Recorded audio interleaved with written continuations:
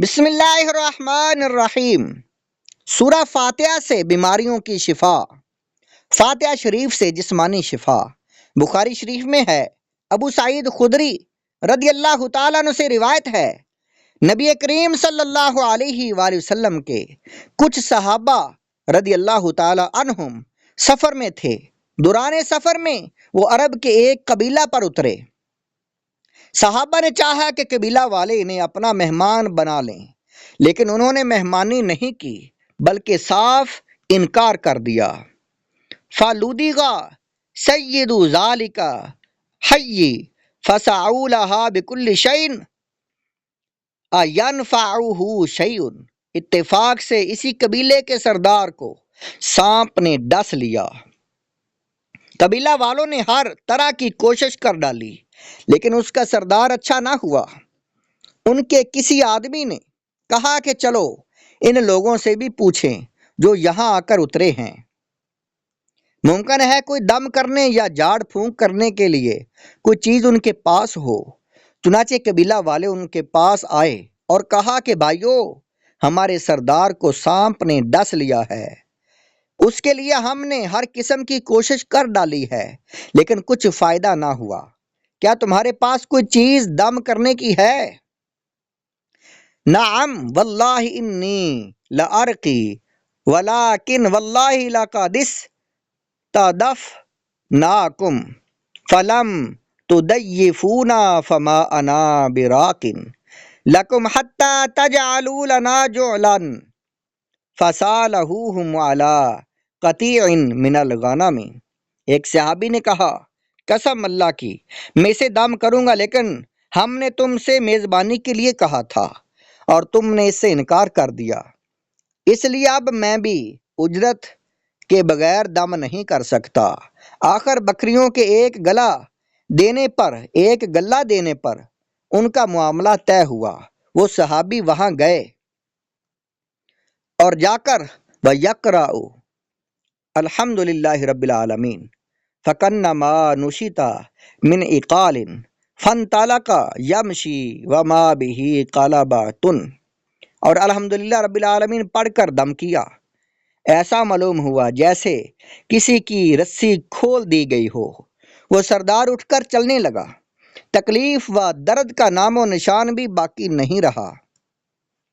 پھر انہوں نے طے شدہ اجرت صحابہ کو ادا کر دی۔ کسی نے کہا اسے تقسیم کر لو، لیکن جنہوں نے دم کیا تھا وہ بولے کہ نبی کریم صلی اللہ علیہ وسلم کی خدمت میں حاضر ہو کر پہلے ہم آپ صلی اللہ علیہ وسلم سے اس کا ذکر کر لیں، اس کے بعد دیکھیں گے کہ آپ صلی اللہ علیہ وسلم کیا حکم دیتے ہیں۔ چنانچہ سب حضرات رسول اللہ صلی اللہ علیہ وسلم کی خدمت میں حاضر ہوئے اور آپ صلی اللہ علیہ وسلم سے اس کا ذکر کیا۔ آپ صلی اللہ علیہ وسلم نے فرمایا، وَمَا يُدْرِيكَ أَنَّهَا رُقْيَةٌ ثُمَّ قَالَ قَدْ أَصَبْتُمْ اقْسِمُوا وَاضْرِبُوا لِي مَعَكُمْ سَهْمًا فَضَحِكَ رسول اللہ صلی اللہ علیہ وسلم۔ آپ صلی اللہ علیہ وسلم نے فرمایا، یہ تم کو کیسے معلوم ہوا کہ سورہ فاتحہ بھی ایک رقیہ ہے؟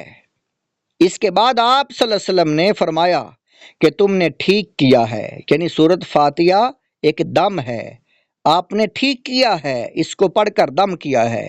فرمایا اب اسے تقسیم کر لو ان بکریوں کو، اور ایک حصہ میرا بھی حصہ جو ہے وہ رکھ لو، یہ فرمایا رسول اللہ صلی اللہ علیہ وسلم نے، اور آپ ہنس پڑے۔ یہ حدیث پاک بخاری شریف کی حدیث ہے اور حدیث نمبر ہے 2276۔ بلکہ قرآن تو موت کے مرض سے بھی شفا دیتا ہے، یعنی اسے پڑھنے والا مر کر بھی زندہ ہوتا ہے۔ قرآن میں قبر میں قرآن پڑھنے والا نوجوان ابو نضر نیشا پوری علیہ رحمۃ اللہ القوی، جو کہ ایک متقی گور کن تھے، یعنی قبر نکالنے والے تھے، آپ فرماتے ہیں میں نے ایک قبر کھودی، لیکن اس میں دوسری قبر کی طرف راستہ نکل آیا، تو میں نے دیکھا کہ عمدہ لباس میں ملبوس اور بہترین خوشبو سے معطر ایک حسین و جمیل نوجوان اس میں چوکڑی مارے بیٹھا قرآن کریم پڑھ رہا ہے۔ نوجوان نے میری طرف دیکھ کر فرمایا، کیا قیامت آ گئی ہے؟ میں نے کہا نہیں۔ فرمایا جہاں سے مٹی ہٹائی تھی وہیں رکھ دو، تو میں نے مٹی وہیں رکھ دی۔ شرح الصدور صفحہ نمبر 152۔ دنیا و آخرت میں جب میں رہوں سلامت، دنیا و آخرت میں جب میں رہوں سلامت، پیارے پڑھوں نہ کیوں کر تم پر سلام ہر دم۔ حضرت ثابت بنانی رحمۃ اللہ علیہ کی قبر سے قرآن پاک کی آواز۔ کنّا اذا مررنا بجناباتی قبر ثابت سمعنا قراءۃ القرآن۔ جب بھی لوگ حضرت ثابت بنانی رحمۃ اللہ علیہ کے مزار کے پاس سے گزرتے تو قبر انور سے تلاوت قرآن کی آواز آ رہی ہوتی۔ حلیۃ الاولیاء جلد نمبر 2 صفحہ نمبر 336۔ دہن میلا نہیں ہوتا، بدن میلا نہیں ہوتا، محمد کے غلاموں کا کفن میلا نہیں ہوتا۔ مہکتی قبر۔ حضرت سیدنا امام ابن ابی دنیا رحمۃ اللہ علیہ نے حضرت سیدنا مغیرہ بن حبیب رحمۃ اللہ علیہ سے روایت کی کہ ایک قبر سے خوشبوئیں آتی تھیں۔ کسی نے صاحب قبر کو خواب میں دیکھ کر ان سے پوچھا یہ خوشبوئیں کیسی ہیں؟ جواب دیا بتلاوت القرآن و صیام، تلاوتی قرآن اور روزے کی خوشبوئیں ہیں۔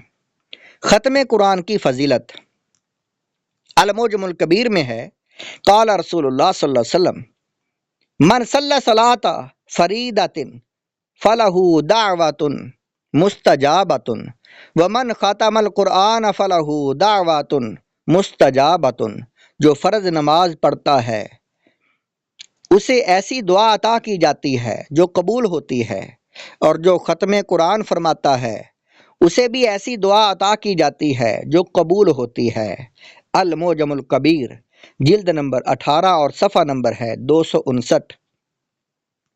قال رسول اللہ صلی اللہ علیہ وسلم من ختم القرآن اول النہار صلت علیہ الملائکۃ حتی یمسی ومن ختمہ آخر النہار صلت علیہ الملائکۃ حتی تصبح۔ جو صبح قرآن ختم کرتا ہے فرشتے اس کے لیے شام تک دعا کرتے رہتے ہیں، اور جو شام کو قرآن ختم کرتا ہے فرشتے اس کے لیے صبح تک دعا کرتے رہتے ہیں۔ یہ حدیث پاک حلیۃ الاولیاء میں لکھی ہوئی ہے، اور ایسا کیوں نہ ہو کہ شعب الایمان کی روایت ہے، نبی کریم صلی اللہ علیہ وسلم نے فرمایا فضل القرآن علی سائر الکلام کفضل الرحمن علی سائر خلقہ۔ قرآن کی فضیلت تمام کلاموں پر ایسی ہے جیسی اللہ عز و جل کی اس کی مخلوق پر ہے۔ شعب الایمان جلد نمبر 3 صفحہ نمبر 501۔ سب سے بہتر کون ہے؟ کیا بڑی بڑی ڈگریوں والے سب سے بہتر ہیں، یا فزکس و کیمسٹری کو رٹنے والے، یا جوپیٹر میں نیا جہان بسانے والے، یا چاند و سورج کا سفر اختیار کرنے والے؟